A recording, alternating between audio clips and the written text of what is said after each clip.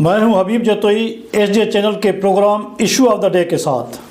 आज का हमारा मौजू है कि पंजाब में जो सियासी सर्कस चल रहा है, ये जो वज़ीर आला नए वज़ीर आला care taker chief minister Mohsin Naqvi के बनने के बाद फवाद चौधरी की गिरफ़्तारी तक ये जो सियासी सर्कस चल रहा है, उसको सिंध के लोग कैसे देख रहे हैं। ये जो पंजाब के अंदर कहना तो नहीं चाहिए, लेकिन ये एक बिटर फैक्ट है, एक हकीकत है कि पंजाब के अंदर ये सियासी सर्कस चल रहा है। ये कोई रियासतगिरी, कोई सियासतगिरी नहीं है, और ना ही रियासतें और हुकूमतें इस तरह से चलती हैं।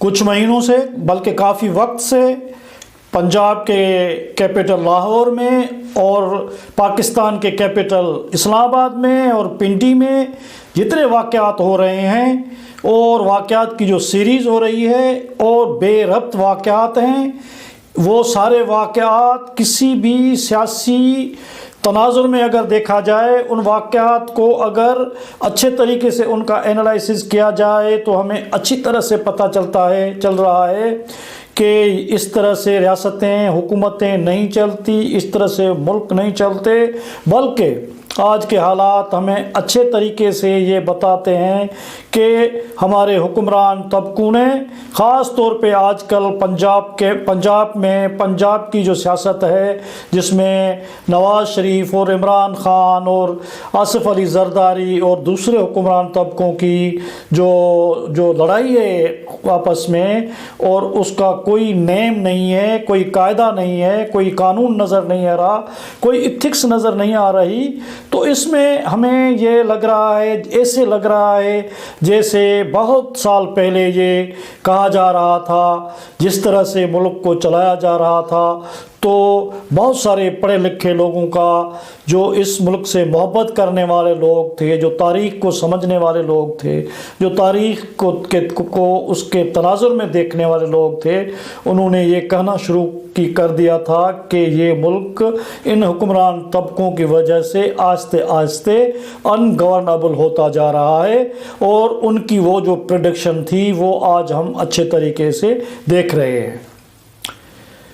हालात उस हद तक पहुंच चुके हैं, जो मुझे याद आ रहा है कि सब कॉन्टिनेंट इंडो पाकिस्तान और इंडिया के आपस में ताल्लुकात के इन्हीं मामलात पे एक मरतबा मशहूर अमरीकी डिप्लोमेट और फार्मर सेक्रेटरी ऑफ स्टेट, बहुत बड़े दानिश्वर, अमेरिकन दानिश्वर, इंटेलेक्चुअल हेनरी किसिंजर ने इन्हीं हालात पे कहा था कि don't say history and Kissinger didn't warn you.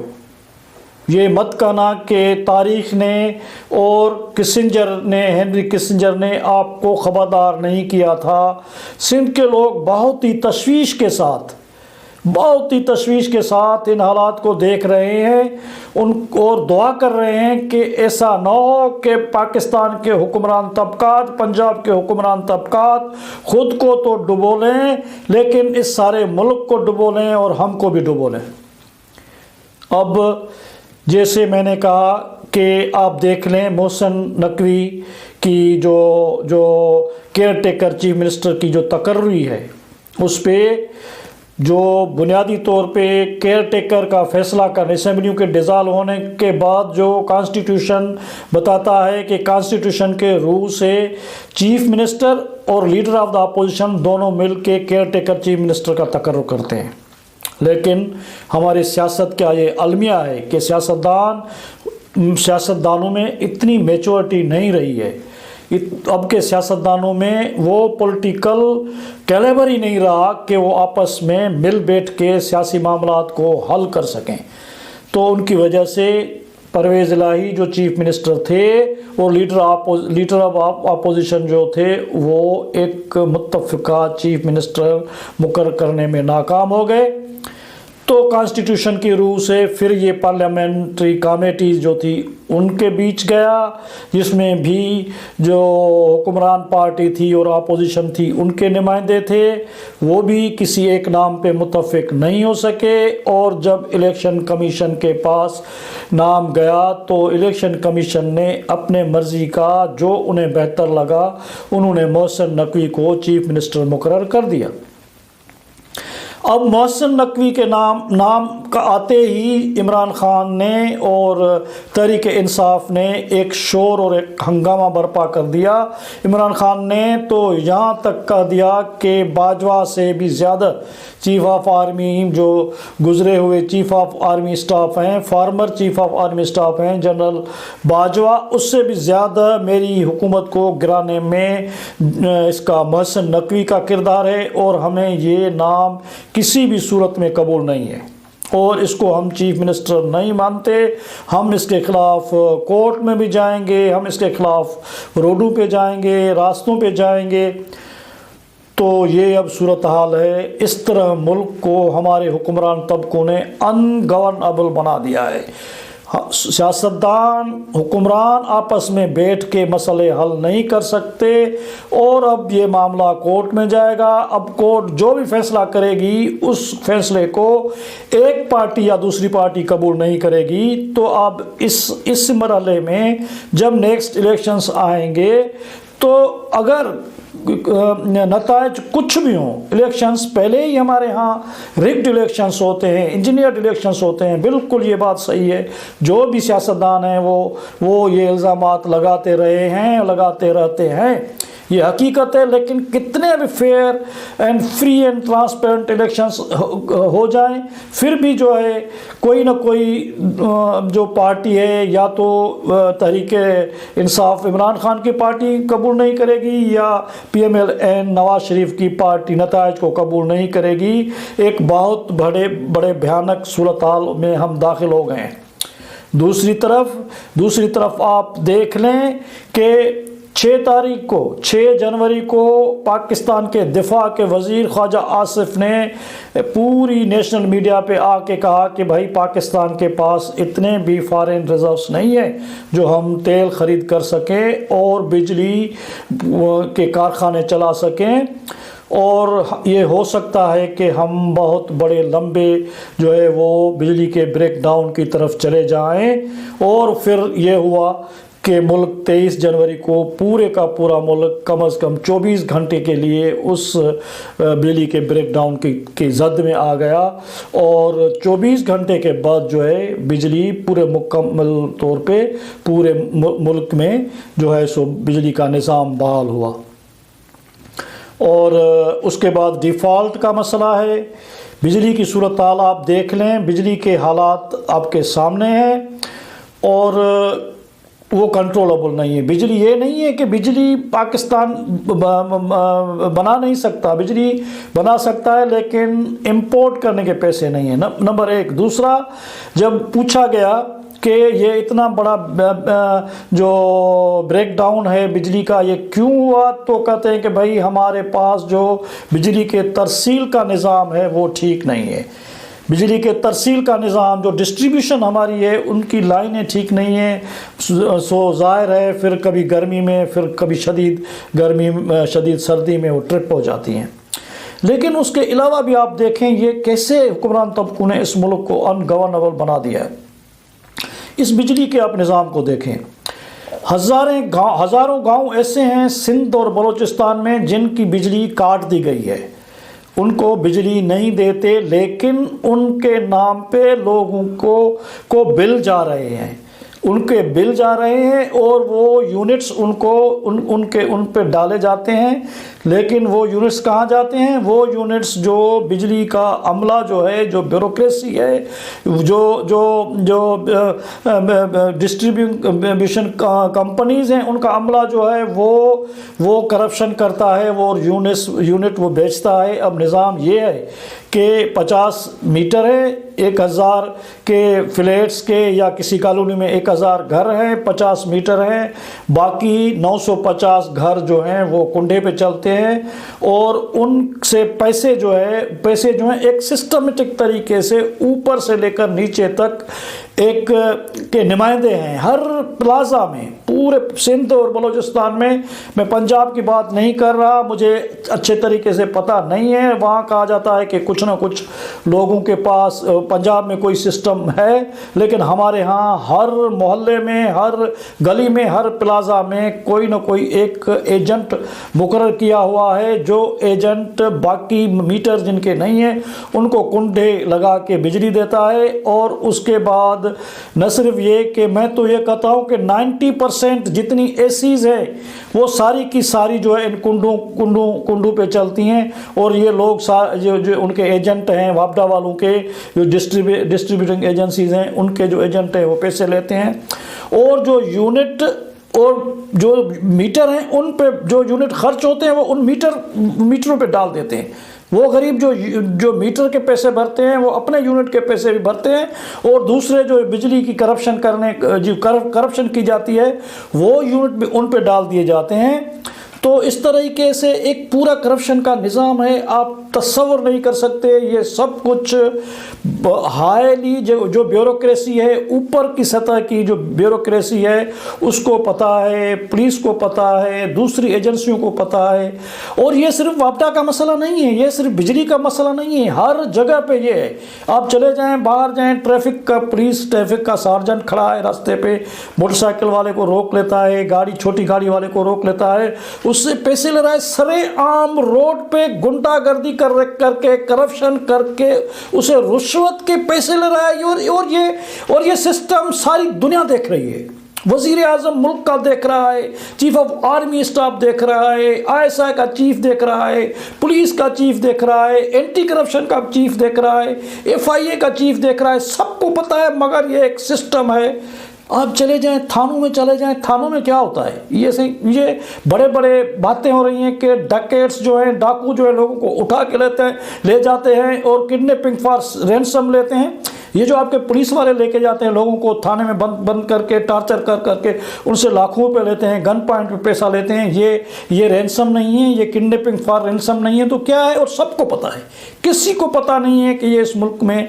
और उससे ऊपर जितने इदारे हैं, FIA, आपकी एंटी करप्शन है, जो भी इदारा है, जो नेब है, ये सारे के सारे इदारे, इन लोगों ने इस मुल्क को मुकम्मल तौर पे अनगवर्नेबल बना दिया है। IMF से पैसे आ जाएंगे, सऊदिया से पैसे आ जाएंगे, और क्लाइमेट चेंज के जितने 9 बिलियन 10 बिलियन पैसे के वायदे किए हैं हुक्मरानों और सारी मुख्तलिफ मुल्कों ने और डोनर एजेंसियों ने, और तो वो सारे पैसे भी मिल जाएंगे। तो हमारे मुल्क का जो करप्शन का सिस्टम है, निज़ाम है, जिस तरह से इस मुल्क को हुक्मरान तबकों ने तबाह और बर्बाद कर दिया है, तो ये किसी के बस की बात नहीं है।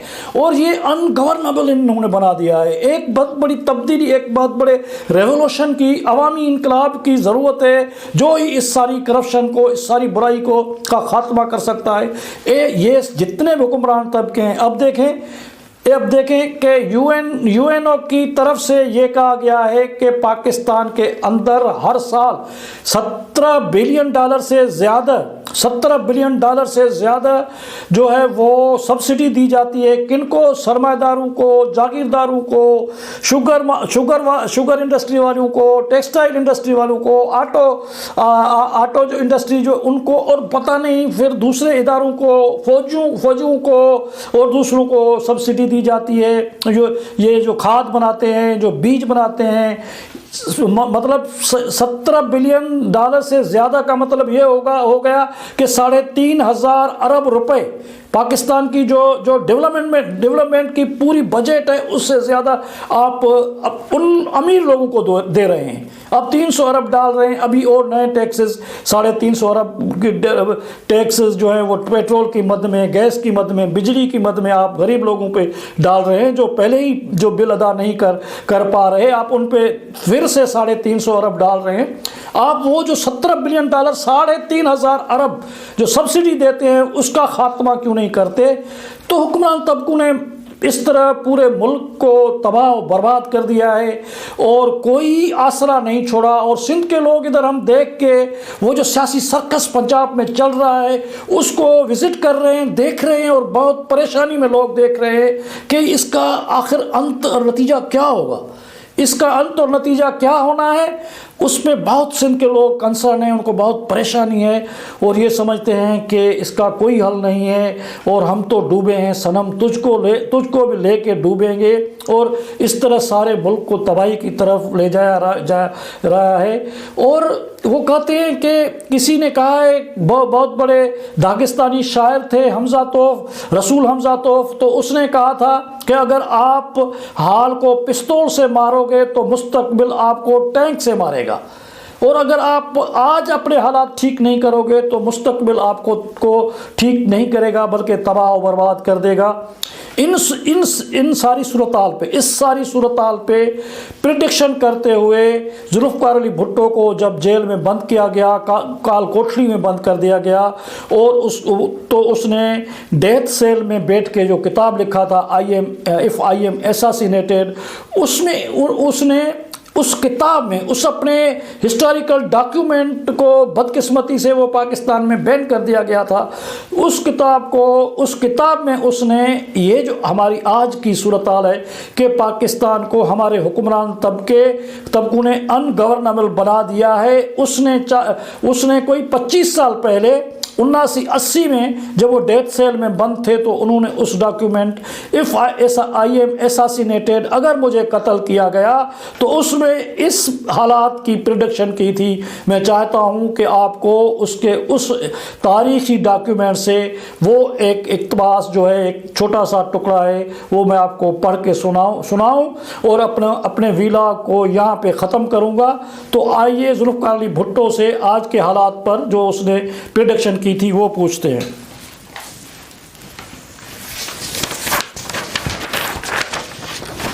तो अपने डॉक्यूमेंट के पेज 225 पे जुल्फ़िकार अली भुट्टो लिखते हैं, a former chief minister of Punjab Sir Khizr Hayat Tiwana told me that time had shown that he was right and the hard heads were wrong. A brother of a former chief minister of Sindh and until recently an advisor in this regime, Zia Setup, Maula Baksh Sumro told me that the Pakistan was so unnatural that even God would not be able to govern it. Mufti Mamoon said he thanked God that he had not spoiled his hands in the creation of Pakistan. मैं जुल्फ़िकार अली भुट्टो के इन तारीख़ी अल्फाज का उर्दू में तर्जमा नहीं कर सकता क्योंकि अल्फाज इतने सख्त हैं और प्रेडिक्शन इतनी बिटर है, लेकिन क्या करें कि हालात जितने भी ख़राब हैं, लेकिन जो उन्होंने जेल की काल कोठरी में अपनी फांसी के इंतज़ार में जो लफ्ज़ लिखे थे, आज के हुक्मरान तबकों ने बिल्कुल वही कर दिया है जो उसने कहा था। मैं विला ख़त्म करने से पहले सब आप नाज़रीन को एक बार फिर रोज़ की तरह गुजारिश करूँगा कि हमारा चैनल गरीब और मिस्कीन लोगों का चैनल है। गरीब और मिस्कीन और पोरियत तबकों का जो आवाज़ है, इस आवाज़ को ताकतवर बनाने के लिए हमारे चैनल एचजे चैनल को सब्सक्राइब करें, शेयर करें, कमेंट्स करें और लाइक करें। Thank you very much. अल्लाह हाफिज़।